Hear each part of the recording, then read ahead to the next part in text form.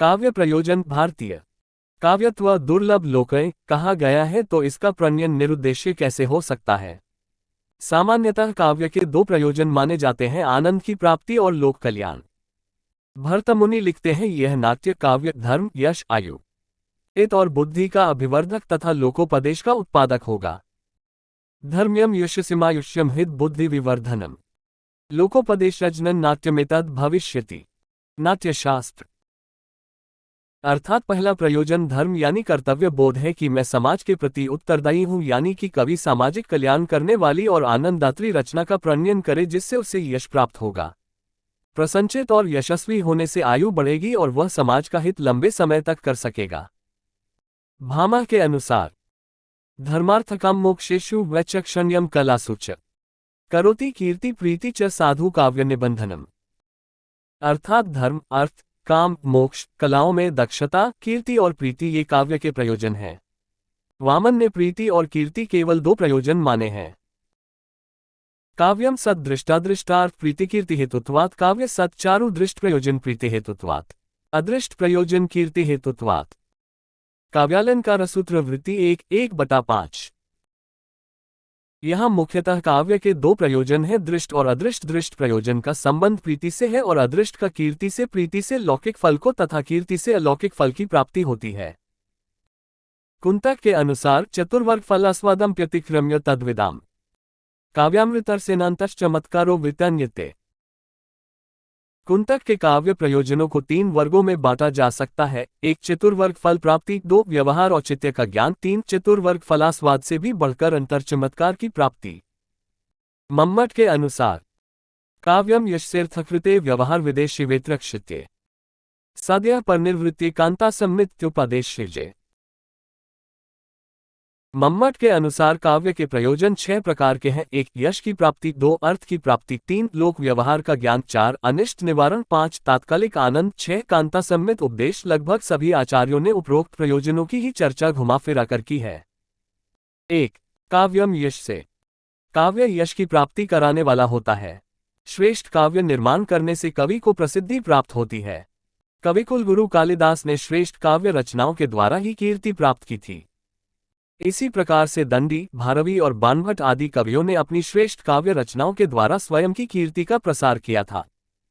यद्यपि कवि कालिदास ने काव्य द्वारा धन प्राप्ति भी की, किंतु प्रधानतया कालिदास के काव्य ने उनकी कीर्ति का प्रसार किया। 2 अर्थकृत्य काव्य धन की प्राप्ति कराने वाला होता है। कविजन काव्य रचना करके धन को अर्जित करते रहे हैं।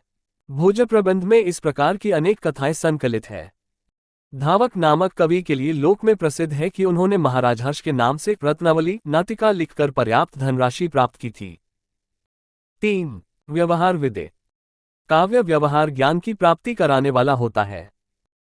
रामायण आदि महाकाव्यों के अनुशीलन से सहृदयों को केवल राजा आदि के ही नहीं अपितु मंत्री, गुरु, पिता पुत्र, माता पुत्र और भाई भाई आदि के उचित व्यवहार का ज्ञान होता है। इतिहास आदि के माध्यम से व्यवहारिक ज्ञान प्राप्त होना उतना सहज नहीं है जितना कि काव्य रचना में वर्णित राजा आदि के व्यवहार द्वारा। 4 शिवेत्रक्षित्ये शिव का अर्थ है कल्याण। शिव से इत्र अर्थात भिन्न अर्थ होता है अमंगल। काव्य अमंगल का निवारण करने वाला होता है। आचार्य मम्मट ने यहाँ मयूर कवि की कथा को संकेतित किया है। ये कवि हर्षवर्धन की राजसभा के रत्न थे। परंपरानुसार महाकवि बाणभट्ट इनके भगिनीपति और मित्र थे। दैवात बाण की पत्नी के शाप से मयूर कवि को कुष्ठ रोग हो गया था। कुष्ठ रोग से आक्रांत हुए मयूर कवि ने भगवान सूर्य की स्तुति की और उनकी स्तुति में 100 श्लोकों के एक काव्य की रचना की, जिससे प्रसन्न होकर भगवान सूर्य ने उनके शरीर को कुष्ठरोगरहित कर दिया। मयूर कवि का काव्य सूर्यशतकम या मयूरशतकम नाम से प्रसिद्ध है। 5 सद्यः परनिर्वृत्ये कवि तुरंत ही आनंद का अनुभव कराने वाला होता है। यहाँ पर परनिर्वृत्ति को एक उत्कृष्ट आनंद कहा गया है। आचार्य मम्मट के मतानुसार अलौकिक आनंद की अनुभूति कराना ही काव्य का मुख्य प्रयोजन है। यह अन्य सभी प्रयोजनों से श्रेष्ठ है। यह उत्कृष्ट आनंद रसास्वादन से निष्पन्न होता है। इस अलौकिक आनंद की अनुभूति के समय रचयिता को अन्य किसी ज्ञेय वस्तु का ज्ञान नहीं रहता। इस आनंद को ब्रह्मानंद के समान बताया गया है। जिस प्रकार का आनंद समाधि में स्थित योगी को अनुभव होता है, ठीक वैसा ही काव्य रसास्वादन का विलक्षण आनंद है। 6 कांता सम्मित्योपदेशयुजे। काव्य कांता अर्थात प्रियतमा के समान उपदेश प्रदान करने वाला होता है।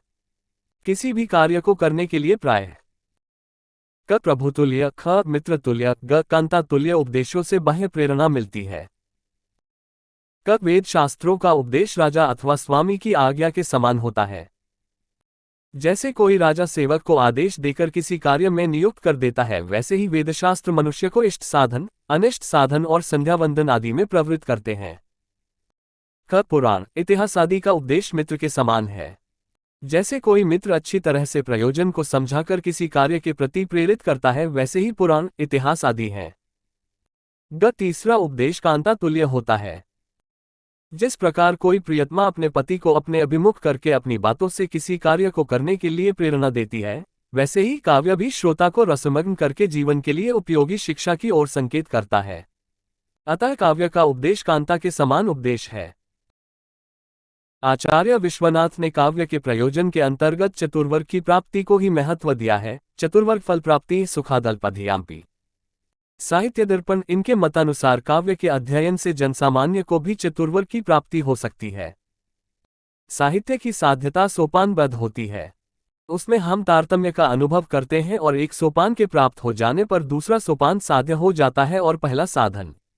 यह सोपानबद्धता समस्त साहित्य का ही स्वभाव है। हम यह भी कह सकते हैं कि यह साहित्य का समग्र स्वरूप है।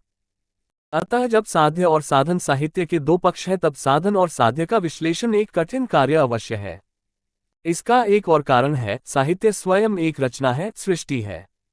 वह जीवन के समान है, समान ही नहीं, वह कल्पनागत जीवन है। अतः साधन एवं साध्य संबंधी कठिनाई उपस्थित होती है। कुछ लोग यह मानते हैं कि मनुष्य जीवन का साध्य मोक्ष है, सत्यान्वेषण है, लोक कल्याण है, ईश्वर का साक्षात्कार है, चरम आनंदानुभूति है। गोस्वामी तुलसीदास जी का कथन है, बड़े भाग मानुस तन पाया, सुर दुर्लभ सब ग्रंथन गावा, साधन धाम मोचकर द्वारा, पाए न जेहि परलोक संवारा, सो परत्र दुख पावई, सिर धूनी धूनी पछिताए, काले ही कर्म ही ईश्वर ही मिथ्या दोष लगाए, ऐही तनकर फल विषय न भाई स्वर्ग स्वल्प अंत दुखदाय। यह विचार भक्तों का ही नहीं, आधुनिक कविश्रेष्ठ कामायनी महाकाव्यकार प्रसाद जी का भी है कि भोग विलास ही जीवन का लक्ष्य नहीं है। विलास को ही जीवन में प्रधानता देने वाली संस्कृति विनष्ट हो जाती है और इतिहास का अनुशीलन करने पर भी हम यही देखते हैं कि जिस देश अथवा जाति में भोगवाद और विलासिता का अबाधित प्रसार एवं प्रचार हुआ, उसका तुरंत पतन हुआ है। अतः जीवन का साध्य केवल भोग नहीं, अर्थात केवल जीना नहीं, वरन कुछ और है। विशेष रूप से मानव जीवन का डॉक्टर नगेंद्र काव्य के दो प्रयोजन मानते हैं, व्यक्तिगत आनंद तथा सामाजिक लोकमंगल। साहित्य के साध्य युग युग में बदलते रहते हैं और उसके विशिष्ट रूपों का युग युग में बदलना आवश्यक भी है। जिस प्रकार विज्ञान के लिए सिद्धांततः एक साध्य है सत्यानुसंधान, उसके भीतर युगानुकूल विद्युत, रेडियो, अणुशक्ति आदि विशिष्ट रूप आते रहे, उसी प्रकार काव्य का भी सैद्धांतिक रूप से साध्य एक होता हुआ भी युगानुकूल उसका साध्य बदलता रह सकता है। उसके बदलते रूप यह प्रमाणित करते हैं कि हमारी साहित्यिक चेतना प्रबुद्ध है और हम उस चेतना को लेकर जागरूक एवं क्रियाशील हैं। यही स्पष्टीकरण अब तक प्रस्तुत साहित्य या काव्य के प्रयोजनों के संबंध में भी है। हम भारतीय परंपरा में काव्य प्रयोजन संबंधी अनेक विचार पाते हैं। प्रयोजनों के अंतर्गत जीवन की सफलता के विविध पक्ष प्रकट हुए हैं। धर्म, अर्थ, काम और मोक्ष ये जीवन के पुरुषार्थ माने जाते हैं। इन पुरुषार्थों का आपस में तारतम्य है। एक के बाद हम दूसरा पुरुषार्थ प्राप्त करते हैं और इस प्रकार एक प्रयोजन सिद्ध हो जाने पर फिर वह साध्य के स्थान पर साधन बन जाता है।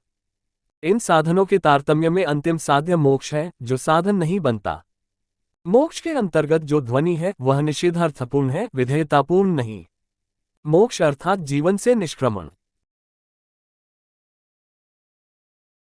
यदि जीवन से निष्क्रमण का तात्पर्य जीवन के आनंद से निष्क्रमण है तो यह कोई नहीं चाहेगा।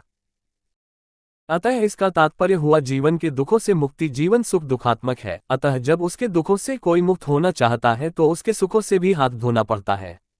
अतः मुक्ति आनंदहीन हुई, वह स्थिति तो जड़ सी हुई। यह जीवन को दुखपूर्ण मानने की धारणा या परिणाम है, परंतु साहित्य या काव्य की कल्पना दूसरे प्रकार की है।